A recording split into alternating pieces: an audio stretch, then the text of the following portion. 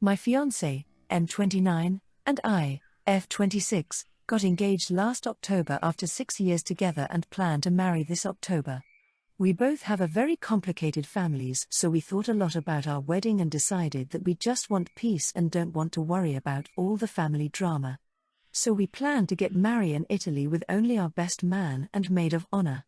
It's only a 4 hours drive to a small city we once discovered on a road trip. We invited my maid of honor, his best man, to the wedding, call him Mike, M29, and told them that they could bring their significant other also.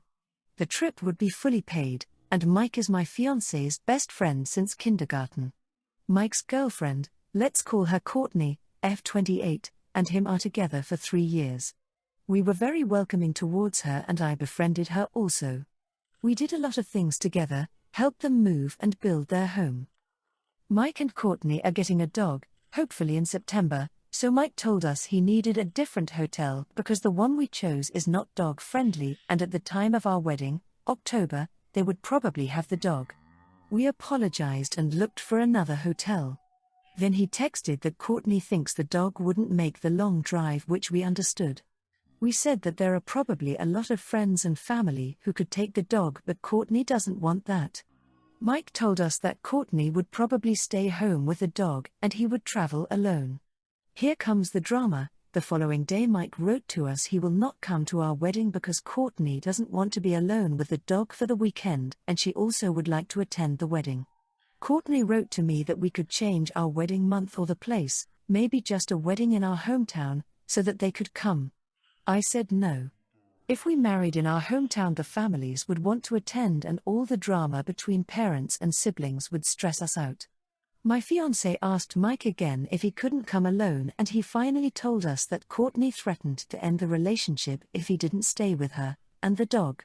My fiancé was absolutely sad and disappointed and told Mike his feelings. He's normally not over-emotional, but that was hard for him.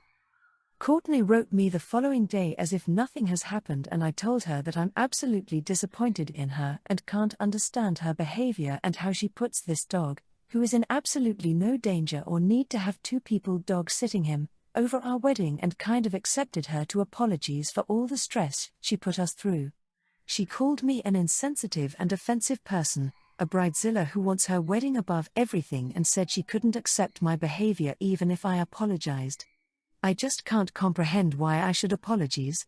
I feel like I can express to friends if I'm disappointed and I absolutely didn't write anything offensive. Comment 1, NTA, and I feel a bit sorry for Mike TBH. They don't even have a dog yet. I think even looking for another hotel so that their currently non-existent dog could travel with them was incredibly accommodating of you. There are several solutions available to them. Wait and get a dog after the wedding. Have a family member dog sit, put the dog into kennels, have Courtney stay home with the dog. But the only solutions Courtney feels are acceptable would be for Mike to miss his best friend's wedding, where he is to be best man, or for you to completely change your wedding dates or venue to accommodate their currently non-existent dog. You have nothing to apologize for. There is something else going on with Courtney. I really hope that Mike does go to the wedding because I think he will regret it later if he doesn't. Comment 2. I'm nearly sure once the best man is booted from the wedding they'll no longer be getting a dog. You are NTA, but please let Mike go and plan for someone else to replace him. He obviously doesn't care for your partner that much. As a side note, this getting a dog just in time for your wedding feels like Courtney is looking for a commitment to bind her to Mike, but he's not willing to propose, hence the tantrum. All the best in your wedding. Comment 3. NTA. He should really reconsider his relationship if the GF threatened to leave him if he doesn't stay with her and the dog that is not even born yet. Additionally, if Mike doesn't stop being such a doormat. Staying friends with someone like that is gonna ruin any plans you may have as a group. It's extremely sad, but it is what it is. Courtney sounds controlling not only when it comes to her BF but also other people, trying to make you change your wedding plans. You have to stand up to such people, otherwise their behavior will only get worse. I, 35F, am a single mother to 2 kids, 5 and 3. Both my kids are in daycare, and over the years I have built a solid friend group with a handful of other moms, and our kids regularly get together for play dates. The father of my kids is not in the picture at all, and my relationship with him is non-existent. This is 100% for the best, and I am currently in therapy to deal with a lot of things that my ex did to me. This friend group has literally been a lifesaver for me at times. A few months ago, there were 2 new kids that started at our daycare center. They are similar in age to my kids and were placed in the same classes as them. I noticed that their dad was the only parent to ever pick up or drop off the kids. He would try to make small talk with me a few times, but I am uncomfortable around strange men, so I would be polite, but not engage further than that. Our mom group has a group chat that we use to support each other and arrange play dates. A few weeks ago, one of the moms texted the group chat that she was adding this new dad to our group chat because he wanted to have his kids participate in play dates outside of daycare. I privately texted that other mom and told her that I don't feel comfortable with a man I don't know having my contact information, and told her that she should have consulted all of us before deciding on her own to add him to our group chat. I then texted the rest of the moms and told them that I want them to keep a separate group chat without the other dad because I don't know him and it makes me uncomfortable. This resulted in a lot of divided opinions, with about half of the moms agreeing to a separate chat and the other half saying that would be too difficult to keep track of, and that it is wrong to exclude another parent just because he's a man, and that I'm being unreasonable. The mom I texted privately replied to me that she has talked with this dad numerous times and that he seems like a nice person and good parent, and that his kids shouldn't be excluded if they want to hang out with their friends outside of daycare. She told me I am being difficult and making this all harder than it needs to be. The other day when I picked up my kids, my 5-year-old was upset because a bunch of his friends were talking about a playdate that he wasn't invited to. I texted the moms about it and they said that they were getting the kids together with the new dad and didn't invite my kids because of how I was acting. I told them it was rude to exclude my kids like that, and a couple of the moms told me to grow up because that's exactly what I was trying to do to this dad and his kids. I'm at a loss because these moms have been so supportive to me in the past, and as soon as this dad comes into the picture it's like they pulled a 180 and don't seem to care at all. There are still other moms who agree with me, but now it's like our friend group has been divided by this. Comment 1. YTA Many kids have single dads or stay-at-home dads. Why should these men be excluded from groups that support single or stay-at-home parents, especially since the major topic of interest are the kids? You literally want to exclude him and by extension his kids. Would you invite his kids to a party for yours? You'd need to share your contact info and be willing to have a chat with him. Your attitude actually marginalizes the kids. So you want your kids to be invited. If they were, when you show up, would you chat with the dad? No, or minimally so. Yes, you will be the one making everyone uncomfortable. Comment 2.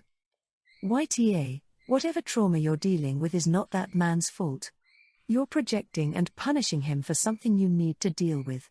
If you don't want to associate with him, that's fine, but you somehow still make yourself the victim when they respect your decision and create a whole new group with him.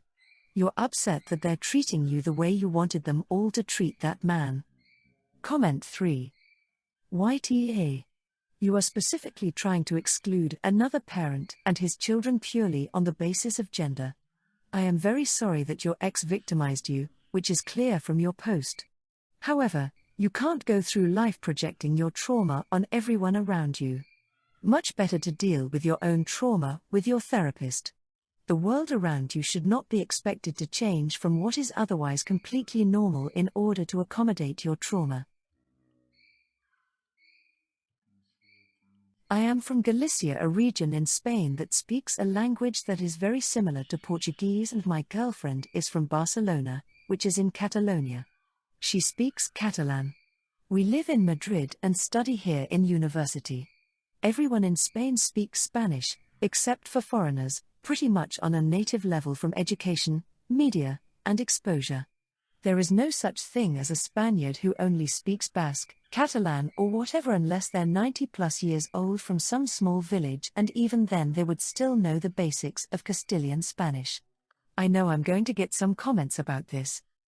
Okay, so here's the conflict. People from Catalonia are often very nationalistic and will sometimes refuse to speak Castilian.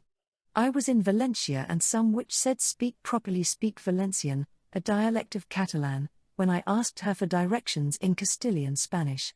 My girlfriend invited me over to her parents' house in Barcelona.